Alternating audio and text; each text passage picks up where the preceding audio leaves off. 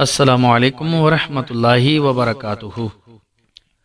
हज़रत रबिया बिन सलमान रहमतुल्लाह अलैह पंहिंजो हिकु ईमान अफरोज़ वाक़ियो बयान फरमाइनि था। मां हिकु दफ़े कुझु माण्हुनि सां गॾु हज ते वञी रहियो हुयुसि। मुंहिंजो भाउ बि मूंसां गॾु हुयो। जॾहिं असां कूफे पहुतासीं त मां सफ़र जूं ज़रूरतूं ख़रीद करण जे लाइ बाज़ार जी तरफ़ हलियो वियुसि। उते मां हिकु वीरान जॻह में ॾिठो त हिकु खच्चर मोह पियो आहे ऐं तमाम पुराणा कपड़ा ऐं मेरा कपड़ा पातल हिकु औरत चाकूअ सां उन जो गोश्त कटे थेले में रखी रही आहे। मां सोचियो त थी सघे थो त हीअ औरत का होटल वारी हुजे ऐं इहो ई खच्चर जो गोश्त पचाए माण्हुनि खे खाराए, जेतोणीकि मूंखे ज़रूर हिन जी तहक़ीक़ करणु घुर्जे। पोइ लिकंदे लिकंदे उन जे पोयां वियसि। हलंदे हलंदे उहा हिकु जाइ जे दरवाज़े ते पहुती। उन दरवाज़ो खड़कायो त अंदरां आवाज़ आयो, केरु? त जवाब ॾिनो, दर खोलियो, मां ई बदहाल आहियां। दरवाज़ो खुलियो त मां ॾिठो त 4 ॿारड़ा आहिनि जंहिंजे चेहरनि खां बदहाली ऐं मुसीबत वही रही आहे। उहा औरत अंदर दाख़िल थी वई ऐं दरवाज़ो बंदि थी वियो। मां जल्दी में दरवाज़े जे वेझो वियुसि ऐं उन जे सोराखनि मां अंदर झातियूं पाइण लॻुसि। मां ॾिठो त उहो घर बिल्कुलु ख़ाली ऐं बर्बाद आहे। उन औरत उहो थेलो उन्हनि छोकिरियुनि जे साम्हूं रखियो ऐं रोअंदे चवण लॻी, वठो इन खे पचायो ऐं अल्लाह पाक जो शुक्र अदा कयो। उहे छोकिरियूं उन गोश्त खे कटे करे लकड़ियुनि ते भुञण लॻियूं। मुंहिंजी दिलि खे ॾाढो सदमो पहुतो ऐं मां ॿाहिरां खां आवाज़ ॾिनो ते ए अल्लाह पाक जी बानी, अल्लाह जे वास्ते इन खे न खा। उहा चवण लॻी, तूं केरु आहीं? मां जवाब ॾिनो त मां परदेसी आहियां। उन चयो त असां त ख़ुदि मुक़दर जा कैदी आहियूं। 3 सालनि खां असांजो को मददगार न आहे। तूं असां खां छा थो घुरीं? मां चयो त मजूसियुनि जे हिकु फ़िरके खां सवाइ कंहिं मज़हब में खच्चर खाइण जाइज़ न आहे। चवण लॻी त असां नुबूअत जे ख़ानदान मां आहियूं। इन्हनि जो पीउ इंतकाल करे वियो आहे। जेका मिल्कियत उन छॾी हुई उहा ख़तम थी वई आहे। असांखे ख़बर आहे त खच्चर खाइण जाइज़ न आहे, पर असांजो 4 ॾींहंनि जो फ़ाक़ो आहे ऐं अहिड़ी हालत में खच्चर जाइज़ थी वेंदो आहे। इन्हनि जा हालत ॿुधी करे मूंखे रोअण अची वियो। मां उन्हनि खे इंतज़ार करण जो चई करे वापसि थियुसि ऐं पंहिंजे भाउ खे चवण लॻुसि त मुंहिंजो इरादो हज जो न आहे रहियो। भाउ मूंखे घणो सम्झायो, फज़ाइल वग़ैरह ॿुधाया। मां चयो त बस घणी ॻाल्हि न कर। पोइ मां पंहिंजो एहराम ऐं सॼो सामान वरितो ऐं 600 दिरहमनि मां 100 दिरहमनि जो कपिड़ो वरितो ऐं 100 दिरहमनि जो अटो वरितो ऐं बक़ाया पैसा उन अटे में लिकाए करे उन औरत जे घर खणी करे सभु शयूं उनखे ॾिनियूं।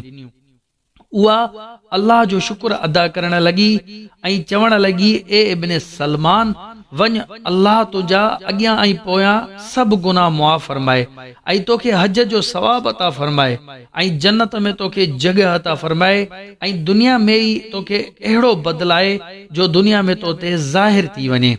सभ खां वॾी छोकिरीअ चयो, अल्लाह तव्हांखे इन जो ॿीणो सवाब अता फरमाए ऐं तव्हांजा गुनाह बख़्शे छॾे।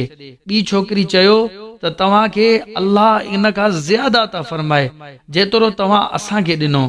टीं चयो त अल्लाह असांजे नाना जान सल्लल्लाहु अलैहि वसल्लम सां गॾु हशर करे। चौथीं चयो, ए अल्लाह, जंहिं असां ते एहसान कयो तूं उन जे बदिले जल्दी अता कर ऐं उन जा अॻियां ई पोयां गुनाह मुआफ़ करे छॾ। पोइ मां वापसि आयुसि। मां मजबूर थी कूफे में ई रहिजी वियुसि ऐं बाक़ी साथी हज जे लाइ रवाना थी विया। जॾहिं हाजी मोटी अचण लॻा त मां सोचियो त इस्तक़बाल कयां ऐं पंहिंजे लाइ दुआ करण जो चवां, शायदि कंहिंजी दुआ मूंखे बि लॻी वञे। जॾहिं मूंखे हाजियुनि जो काफ़िलो नज़र आयो त पंहिंजे हज खां महरूमी ते बेइख्तियार रोअण अची वियो। मां उन्हनि सां मिलियुसि त चयो त अल्लाह तव्हां जे हज खे क़बूल फरमाए ऐं तव्हांखे इन ख़र्चनि जो बदिलो अता फरमाए। उन्हनि मां हिकु पुछियो त ही दुआ कहिड़ी? मां चयो, ही उन शख़्स जी दुआ आहे जो दरवाज़े ताईं जी हाज़िरी खां महरूम हुजे। उहे चवण लॻा, वॾे तजुब जी ॻाल्हि आहे त हाणे तूं उते वञण खां ई इनकार करे रहियो आहीं। छा तूं असां सां अरफात जे मैदान में न हुए?